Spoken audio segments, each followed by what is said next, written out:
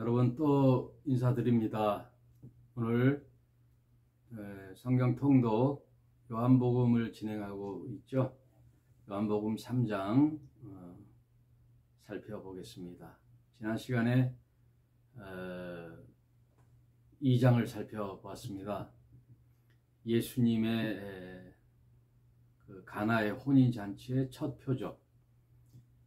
요한복음에는 7표적이 있는데 그 중에 첫 표적으로서 가나의 혼인잔치에 초대된 어머니 마리아와 예수님 그리고 그 제자들, 거기서 물이 포도주로 이제 바꾸는 그런 이적을 예수님께서 하셨죠. 그러면서 저희 교회가 매주 예수님과 혼인잔치가 이루어지는 교회, 이런 제목으로 살펴보았습니다. 예수님은 이 땅에 왜 오셨는가? 여러 가지 말을 할 수 있죠. 그 중에 예수님은 가나의 혼인잔치 그 말씀을 하면서 예수님은 혼인하러 오셨다, 그 말씀을 드렸어요. 예수님은 복음서에 보면은 당신을 신랑으로 많이 이제 표현을 하시죠. 하나님은 우리의 아버지가 되셔서 하나님을 아바 아버지라고 부르게 하셨잖아요. 아바 아버지, 그 아바라는 말은 그 당시 아람어로서 딸이 친정 아버지를 부를 때 아빠, 이렇게 딸들이 아버지를 부를 때 이제 아빠라고 하잖아요. 딸을 둔 아들, 아버지. 저는 아들만 둘이라서 잘 모르는데 딸을 둔 아버지는 아주 눈에 넣어도 안 아프죠. 저도 이제 애들을 참 사랑하는데 그 애들의 이제 어릴 때는 이제 교육시키느라고 이제 정신이 없었지만 성인이 돼서도 아이들의 이제 요구가 있잖아요. 아빠 하고 뭐 하면 거절이라는 게 거의 없었던 것 같아요. 거의 다 들어줬던 것 같아요. 그렇게 아이들을 참 사랑하는데 딸을 둔 아버지, 그건 뭐 가히 눈에 넣어도 안 아플 그런 아이, 그런 친밀함을 얘기하잖아요. 하나님을 우리가 그렇게 이제 생각하라는 거예요. 하나님을 아빠라고 부르는 거죠.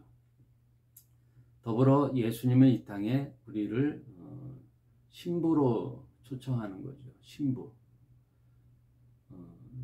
신랑과 신부는 한 몸이 되어 네 것 내 것 없이 모든 것을 공유하잖아요. 그래서 신랑 대신 예수님의 모든 것들이 신부인 우리들의 소유도 다 공유하잖아요. 부부는 서로 모든 것을 공유하잖아요. 앞으로에 어떻게 살 것인가, 또 지금 살아가는 형편, 소유, 생각, 마음, 목표, 꿈, 이런 것들이 다 아내와 남편이 공유하잖아요. 그래서 부부는 일심동체라고 하는데, 그런 것처럼 예수님도 이 땅에 우리를 혼인하려 신부를 초청하는 거죠. 그래서 예수님을 만나면 이제 예수님과 결혼을 하는 거예요. 혼인이 이루어지는 거예요. 그러면 예수님이 소유하고 있는 모든 것을 같이 공유하는데, 예수님이 소유한 게 뭐예요? 온 천하 만물과 창조주이시니 하나님의 나라, 천국을 예수님이 소유하고 계시죠. 예수님 자체가 천국이에요. 하나님 나라가 이 땅에 임한 건 예수님이 이 땅에 오셨다라는 거예요. 왜냐하면 통치라는 개념이거든요. 천국은 누가 다스리는가라는 거죠. 국가의 이제 나라의 3대 요소가 있죠. 주권, 영토, 국민. 이게 나라의 3대 요소인데 하나님 나라는 역시 주권은 예수 그리스도와 하나님 아버지와 성령께 있고 그의 백성은 우리죠. 그를 따르는 백성. 하나님을 아버지라고 부르고 하나님이 우리들의 왕이 되시고 임금이 되시죠. 우리는 그들의 백성이 되고 성경은 이렇게 많은 여러 가지 수식어로 천국을 표현하고 있어요. 그러니 신랑 되신 예수님과 신부가 된다면 한 몸이 되고 연합이 되고 그리고 그 나라를 함께 공유하는 소유하는 상속의 개념도 있고 공유하는 개념이 있어요. 그래서 혼인하러 이 땅에 오신 거예요. 이 장을 그 정도로 하는데 그러므로 우리는 이제 매주 혼인이 일어나자. 매일 혼인 잔치가 벌어지는 교회로 만들자. 그런 의미로 지난 시간 나눠봤어요. 오늘은 요한복음 3장에서 이제 엄청난 이제 중요한 메시지가 있잖아요. 성경 전체의 요절이라고 할 수 있는 요한복음 3장 16절이 오늘 다뤄볼 말씀이고 4장까지 오늘 함께 보려고 해요. 왜냐하면 요한복음의 저자인 요한은 이 3장, 4장을 대조적으로 놓고 진술했어요. 3장 따로 4장 따로가 아니라 3장과 4장이 대조하면서 볼 필요가 있는 그런 장이에요. 그래서 3장에 먼저 등장하는 인물이 바리새인 중에 니고데모라고 하는 사람이 등장해요. 한번 읽어보겠습니다. 1절 바리새인 중에 니고데모라고 하는 사람이 있으니 유대인의 관원이라. 이게 이제 첫 절이죠. 유대인의 관원이라고 하면은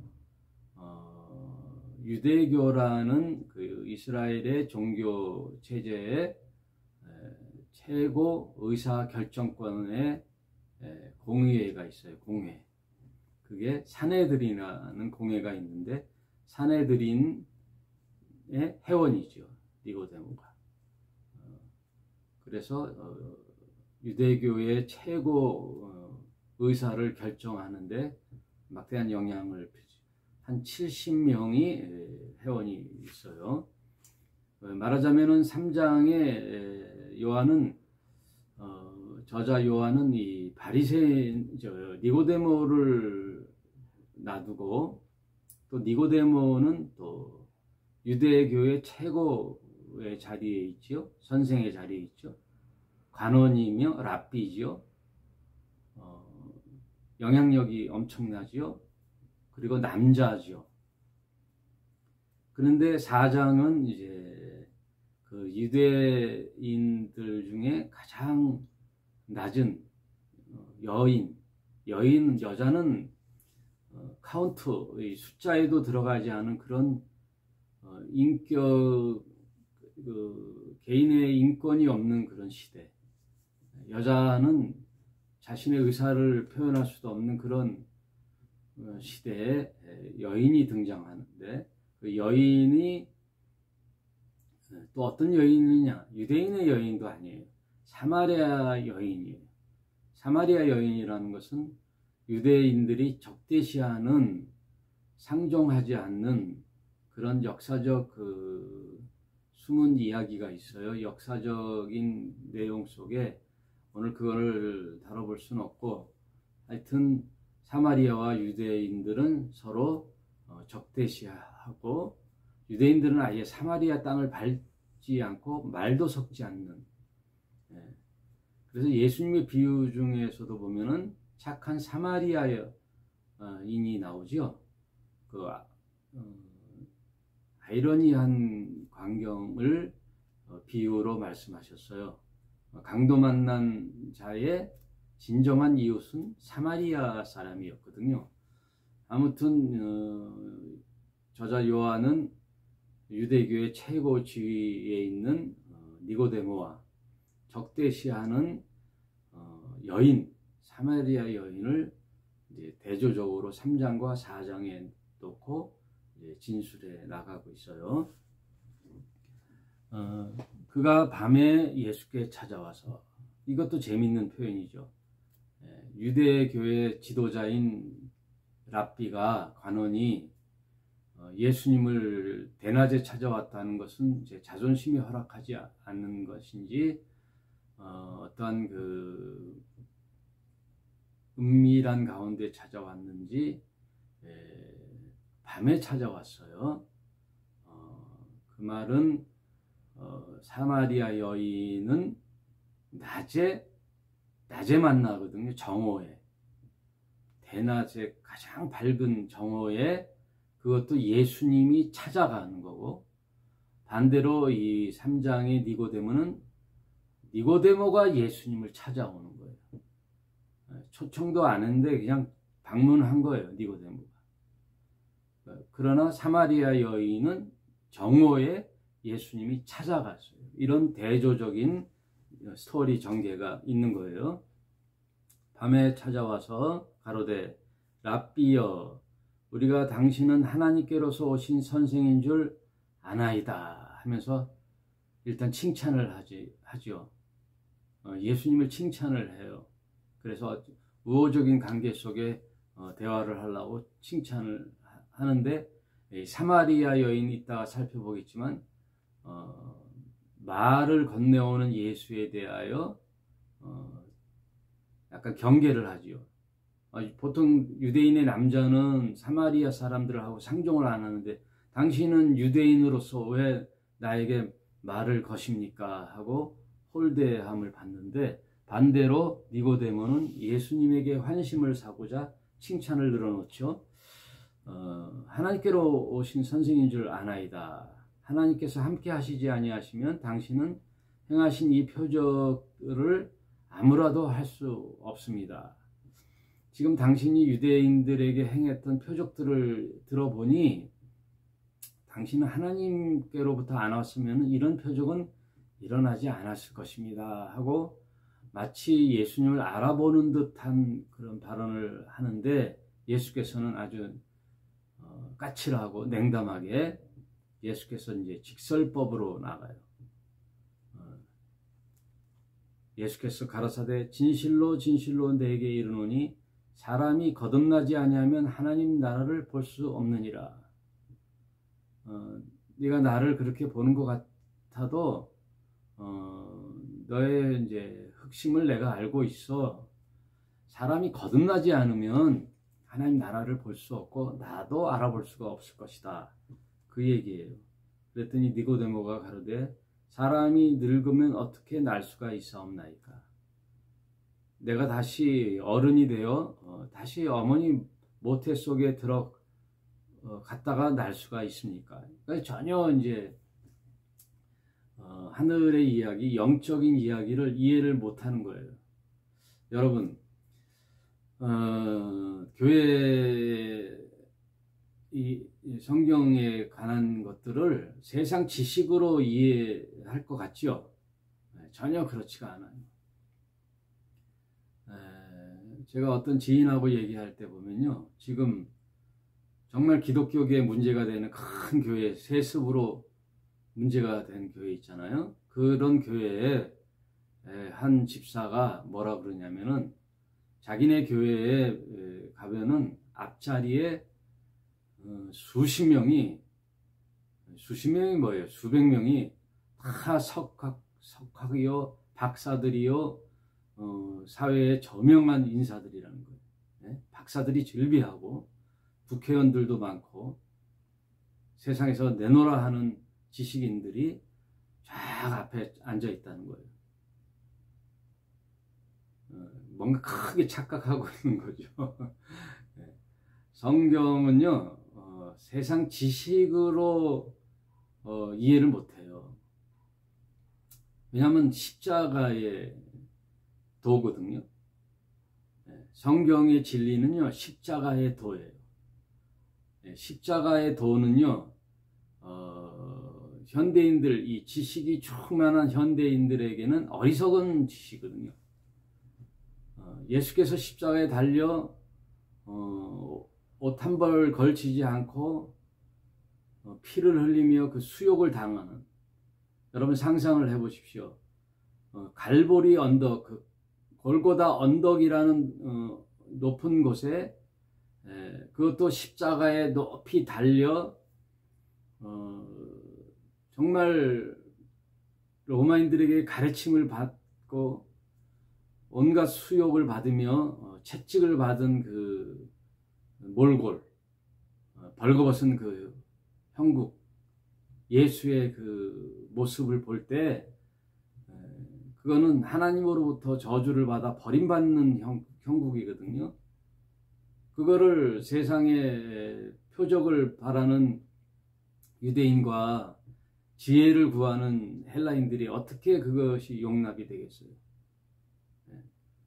자기가 하나님의 아들이라고 자처하며 다녔다가 결국 볼꼴 사납게 십자가에 달려 처형을 당하는 능력 없는 한 범인이죠. 능력 없는, 정말 하잘것없는 나사렛 출신의 목수잖아요.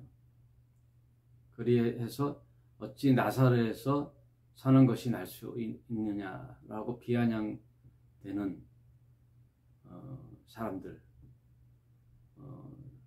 나사렛 출신 목수가 무슨 능력을 행하겠는가? 누가 하나님의 아들이라 할 수 있는가? 도저히 용납이 안 되지요. 십자가가 그래요.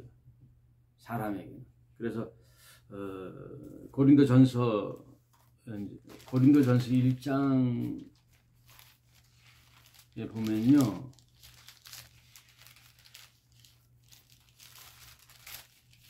우리는 신자들은 십자가를 전하는 교거든요. 기독교라는 것은. 그런데 세상은 그 십자가를 용납을 못하지요. 18절, 고린도전서 1장 18절. 십자가의 도가 멸망하는 자들에게는 미련한 것이요 구원을 얻은 우리에게는 하나님의 능력이라. 기록된 바 내가 지혜 있는 자들의 지혜를 멸하고 총명한 자들의 총명을 폐하리라 하였으니, 지혜 있는 자가 어디 있느냐? 선비가 어디 있느냐? 이 세대의 변사가 어디 있느냐? 하나님께서는 이 세상의 지혜를 미련하게 하신 것이 아니뇨. 하나님의 지혜에 있어서는 이 세상의 지혜, 자기 지혜로 하나님을 알지 못하게 하였고, 세상 지혜로는 하나님을 알 수 없게 만들었다는 거예요. 그러니 세상에 아무리 똑똑하고 지혜로운 박사라 할지라도 하나님의 십자가의 도를 깨우칠 수가 없어요. 마치 오늘 니고데모 최고의 학벌과 위치에 있는 랍비, 유대교의 최고 지식인 랍비라고 하는 니고데모가 예수님이 하신 거듭남의 중생을 알지 못하잖아요. 어머니 자궁에 들어가 다시 태어나야 됩니까? 라고 육적인 생각으로 해석을 하잖아요. 전혀 이해를 못하는 거죠. 세상 지혜로는 하나님을 알지 못하게 하였는 고로 하나님께서는 전도에 미련한 것으로 믿는 자들을 구원하시기를 기뻐하셨도다. 십자가의 도를 전하는 그 미련한 것으로 구원받는 것을 하나님은 기뻐하셨다.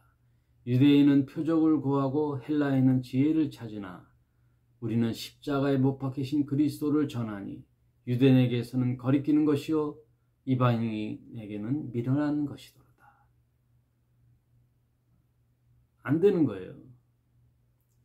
세상에는 십자가의 도를 받아들일 수가 없어요. 십자가에서 피 흘리는 그 죄인의 모습을 이해를 못하는 거죠. 승리자로 세워져야 되거든요. 세상은 승리자의 논리잖아요. 가진 자의 논리. 세상 꼭대기에 좌정에서 군림하고 심판하는 그 논리, 성공 논리, 오늘날 그것이 교회에 들어와 많은 문제를 일으키고 있습니다. 아무튼 중생에 관하여 이해를 못하였어요.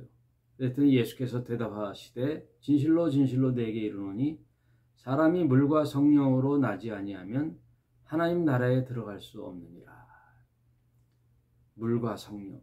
그래서 예수님은 십자가에 달려 죽으실 때 옆구리에 창을 찌르니 피와 물을 다 쏟은 거예요. 이 피는 하나님께 드리는 언약의 피요, 대속 제물이 되신 제사의 의미로서의 피 흘림이에요. 예수님이 십자가에서 옆구리에 창을 찔려 피를 다 쏟은 것은 하나님께 드리는 대속 제물, 희생 제물이 되어 죽으시는 어린 양 예수의 모습을 상징하는 거예요. 그리고 물을 흘렸다는 것은 성경의 곳곳에 물은 성령을 뜻해요. 성령. 성령으로 거듭남을 뜻하는 거죠. 예수님의 제사함의 피를 믿는 자들에게는 예수님이 곧 보혜사 성령을 부어주시거든요. 왜냐하면 예수님은 성령 세례를 주는 분이시기 때문에. 그래서 성령으로 거듭나지 않으면 하나님 나라를 볼 수가 없어요. 그걸 헬라어로 아노덴이라고 그래요. 어머니 모태에서 태어나는 것은 육의 태어남이에요. 우리가 누구나 다 한번 이 세상에 태어나는 육적 출생은 어머니께로부터 오지만 하늘로부터 오는 출생이 있어요. 그것은 성령으로 태어나야 돼요. 성령으로. 그 성령으로 태어나는 것은 예수님을 나의 주님으로 믿고 십자가의 죽으심과 나의 구세주이심을 고백하는, 믿는, 영접하는 자가 성령을 세례를 받는 거예요. 성령으로서 다시 태어나는 거예요. 그래서 예수 믿는 거는요, 태어나는 거예요. 여러분, 이게 굉장히 중요한 겁니다. 예수 믿는 건요, 태어나는 거예요. 출생, 하늘로부터 아노된, 하늘로부터 태어나다는 뜻이거든요. 태어나다는 것이기 때문에 하나님을 아버지라고 부르고, 태어나기 때문에 취소가 없어요. 출생이기 때문에. 한번 하나님과 이제 예수가 결혼을 하고 예수님을 믿어 출생을 했다면 한 번 자식은 영원한 자식이잖아요. 네? 내 자식이 부모를 속삭이고 아버지 부모님과 같이 못 살겠다 하고 나가도 자식이라는 거는 없어질 수가 없잖아요. 마치 둘째 아들이 탕자가 멀리 먼 타국에 가서 모든 것을 다 탕진하고 돌아와도 그 자식은 아버지의 자식이잖아요. 그래서 믿는다라는 것은 출생이에요. 다시 태어나.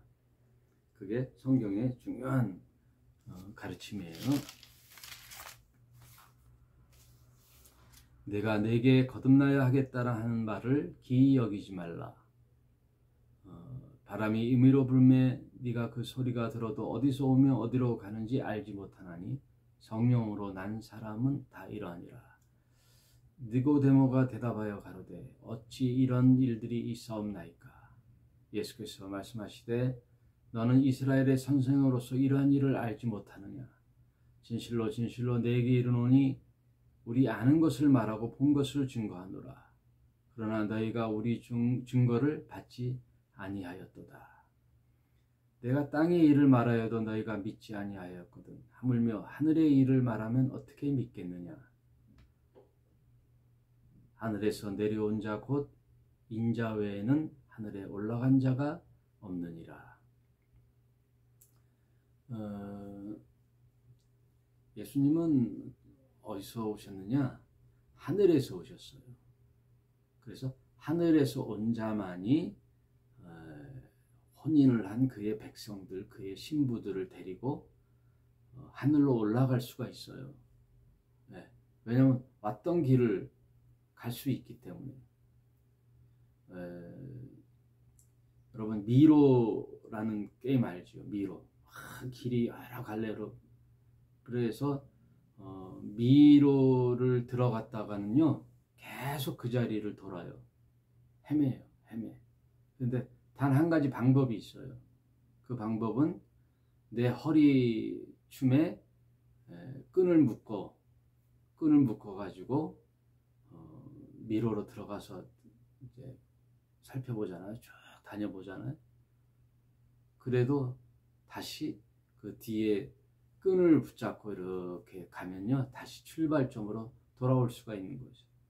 이와 마찬가지로 하늘에서 보내심을 받은 아들 예수님은 다시 하늘로 그의 백성들을 데리고 갈 수 있는 게 성경의 큰 가르침이에요. 성경의 테마예요. 그래서 오늘 그 얘기를 하는 거예요. 예수께서 하늘에서 온 자만이 내려온 자 곧 인자 외에는 하늘에 올라갈 자가 없느니라.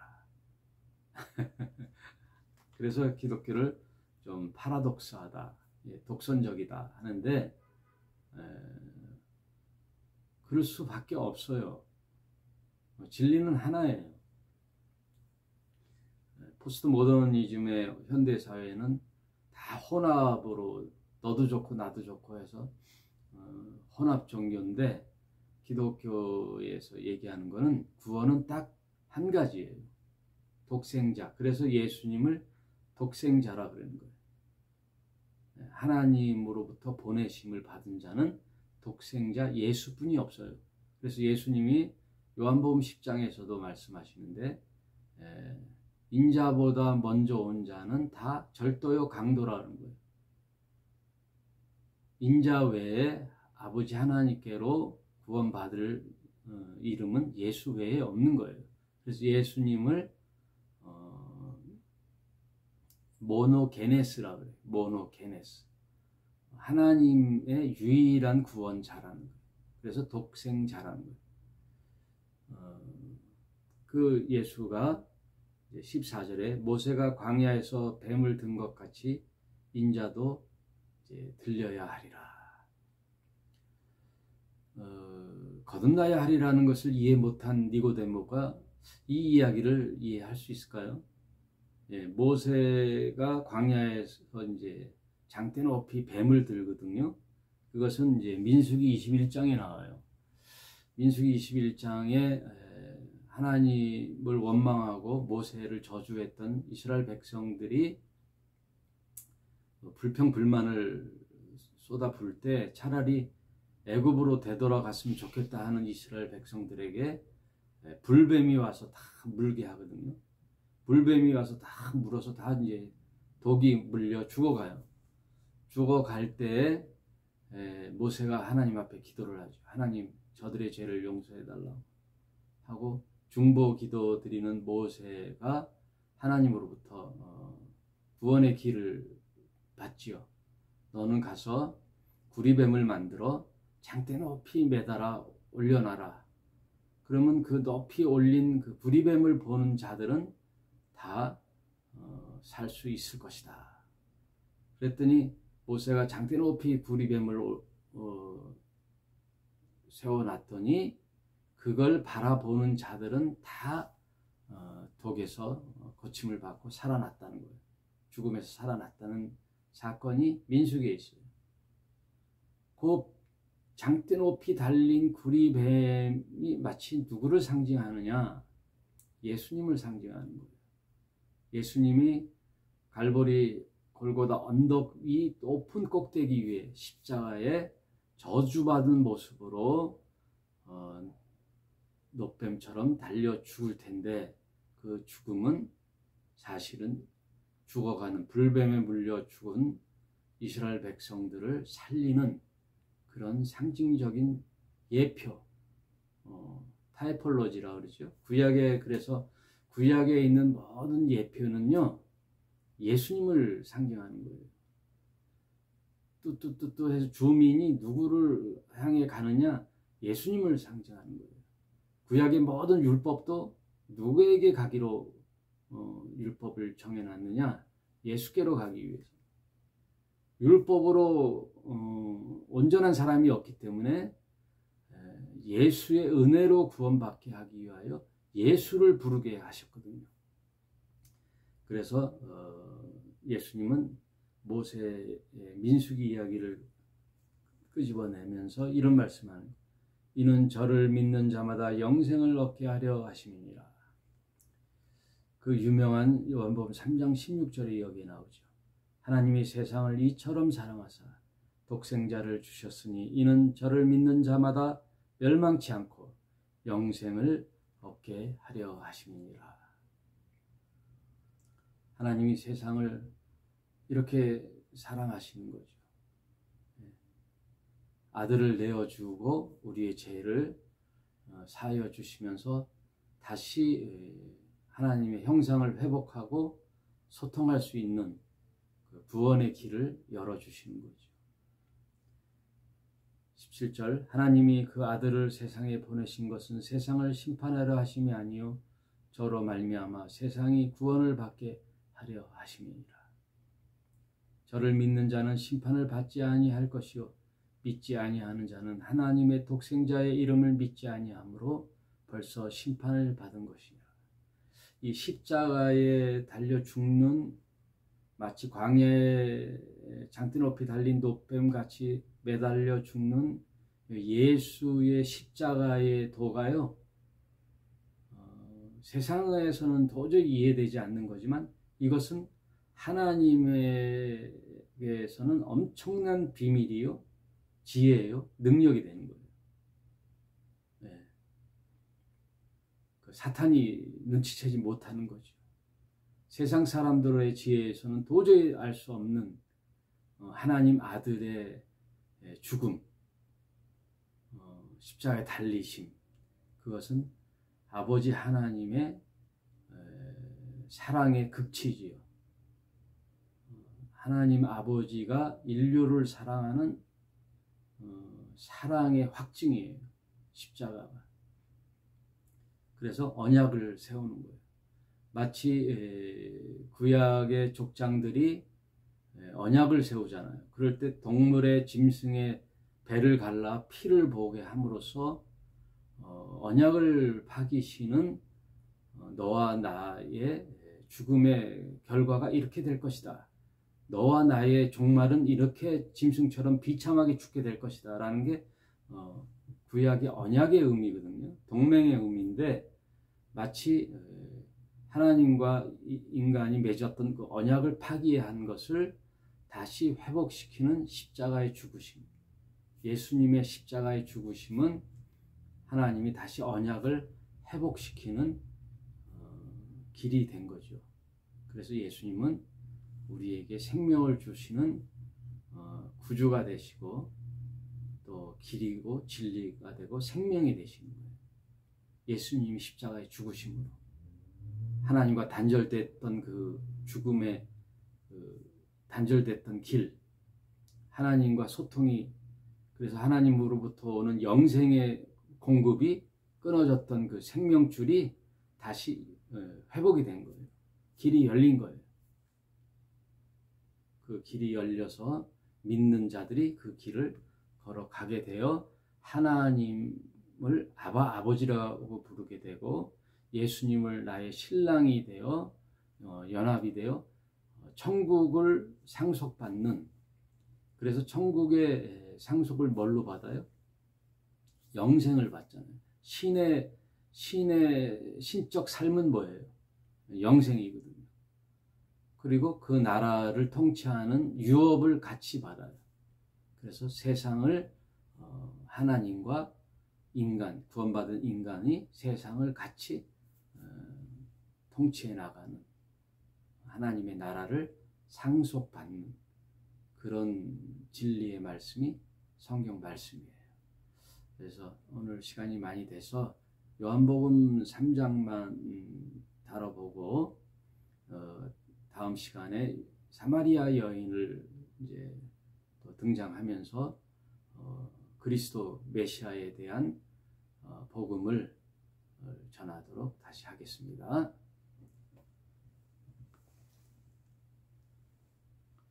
네, 갑자기 전화가 네, 오늘은 여기까지 하겠습니다. 여러분 절대 믿음만은 놓지 않는 저와 여러분이 되시기를 주님의 이름으로 축복합니다. 감사합니다.